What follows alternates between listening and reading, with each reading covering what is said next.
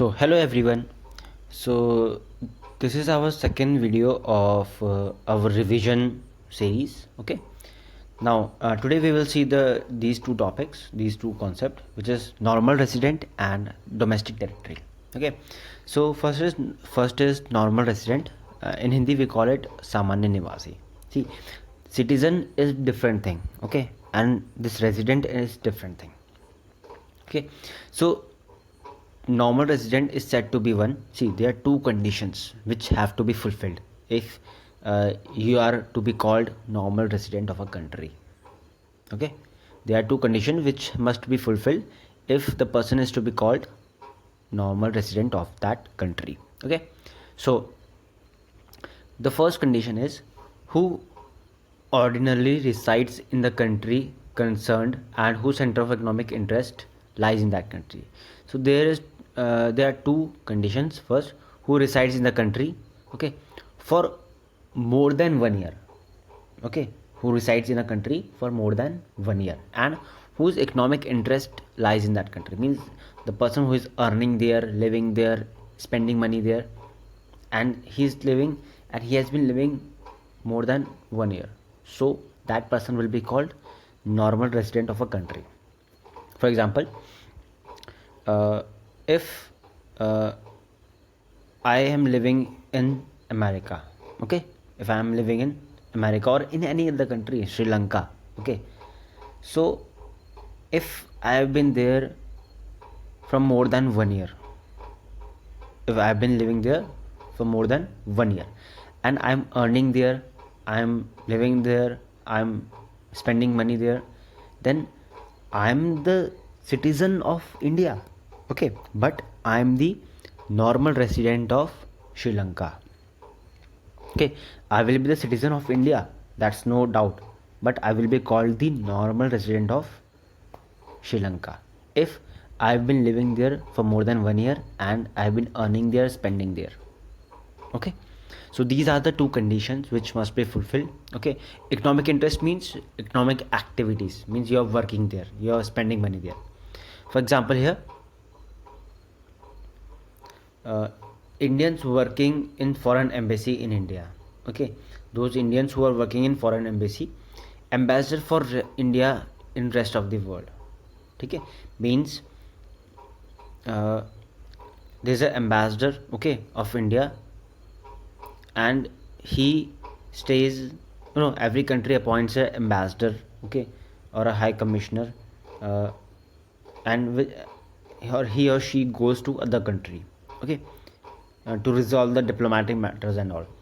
So that person, that high commissioner or that ambassador, is living in China or in Dubai or in any other country, okay, and he has been living there for past uh, 1 year or for more than 1 year, and he has been he's been earning there, he's been spending there, okay, not only earning but he's been spending money there. So that person will be called normal resident of a country.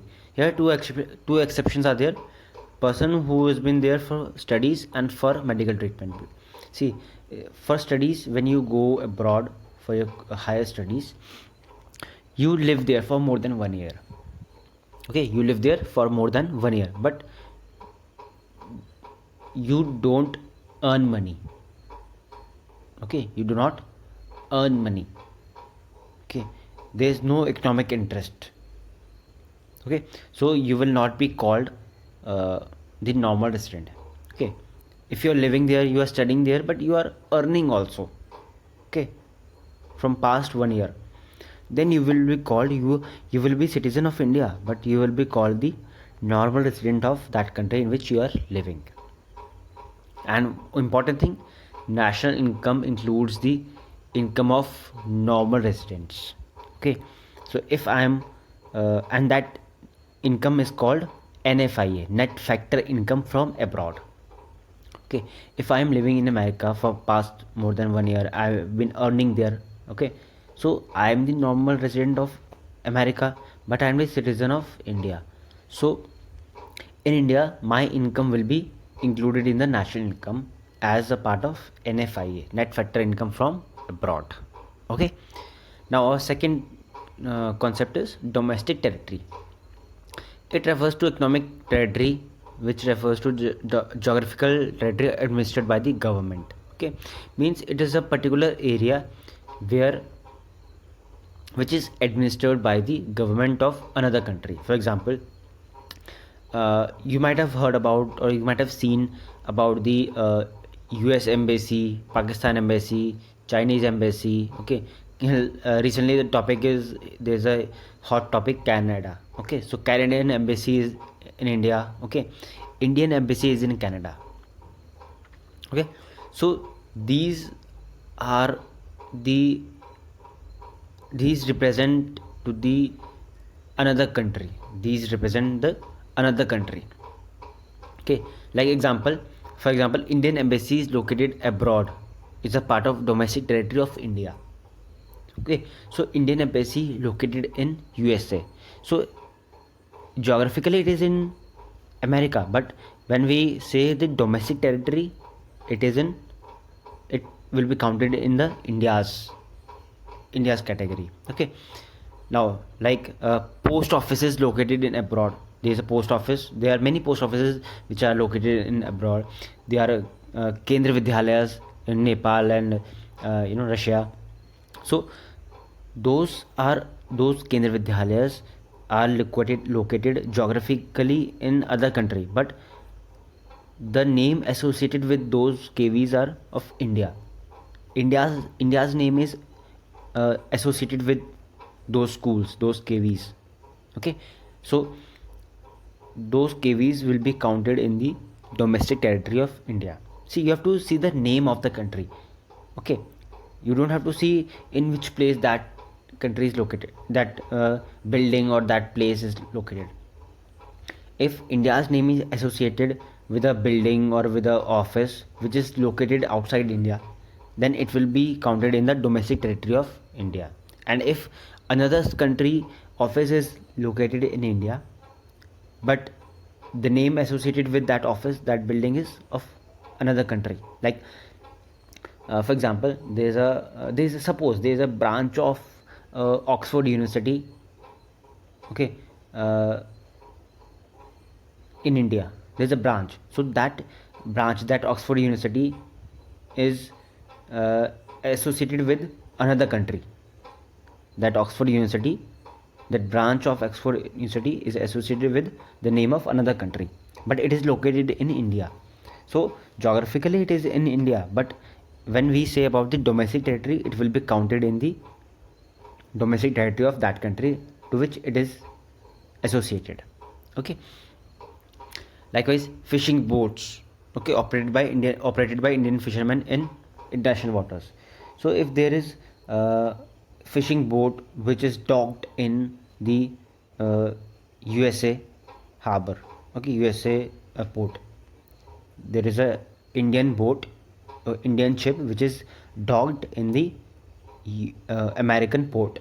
So geographically it is in the American territory, but when it comes to domestic territory, then that the name of a country associated with that boat is of India. Okay, the name associated with that boat is of India. So when it comes to uh, domestic territory, it will be counted in the India's. Okay, so Japanese embassy in India is a part of domestic territory of Japan. Like Indian embassy which is located in America. Okay, geographically it is located in America, but the name associated with that embassy is of India. India's name is associated with that embassy, so it will be counted in the domestic territory of India. Likewise, this Japanese embassy is located in India. Okay, but the whose name is associated with this embassy? Japan's name. So this will be counted in the domestic territory of Japan and not of India. Okay, so it matters the uh, whose which country's name is associated with that building or that person or that good. Okay, So these are the two topics: normal resident and the domestic territory. Okay. Now there are two things: domestic income and national income. See, domestic income we call it घरेलू आय, okay, and national income we'll call it राष्ट्रीय आय. So it is the sum total of factor income generated within the domestic territory of India, of a country. Okay, all the factor income means कमाया हुआ पैसा. So though that money which is generated, which is earned within the domestic territory of a country, that money is called domestic income. Okay, India के अंदर आने वाला पैसा means if there is a branch of Indian company, say Reliance, that branch is located in the Australia. Okay, so that Reliance office which is in Australia, geographically it is in Australia, but if we say about the domestic territory, India's name is associated with that Reliance office. So it if we count in the domestic territory, it will be counted that Reliance office will be counted in the domestic territory of India. Okay, so what this says, factor income generated within the domestic territory. So the people who are living there, who are earning money through that office, or the profit earned by the branch of Reliance which is located in Australia, then profit of that branch will be counted in the domestic territory, that will be counted in the domestic income. Okay, so all the money which is earned within the domestic territory of a country, that will be called domestic income. It doesn't matter whether it is that money is earned by resident or non-resident. Okay, like suppose, as I said, the Reliance office which is in Australia, so there might be Indians working in that office, there might be Australians working, there might be Japanese working in that office, there might be Americans working in that office. Okay, so there might be people of different country. Okay, but where they are earning money? In that Reliance office. And which country's name is associated with Reliance? India's name. So it doesn't matter that whether Indian is earning money in that Reliance, Japanese is earning money in that Reliance office, American is earning money. It doesn't matter. Both resident and non-resident money will be counted in that domestic territory. Okay, money earned by both resident and non-resident, which they earn within the domestic territory of the country. Okay, that will be counted in the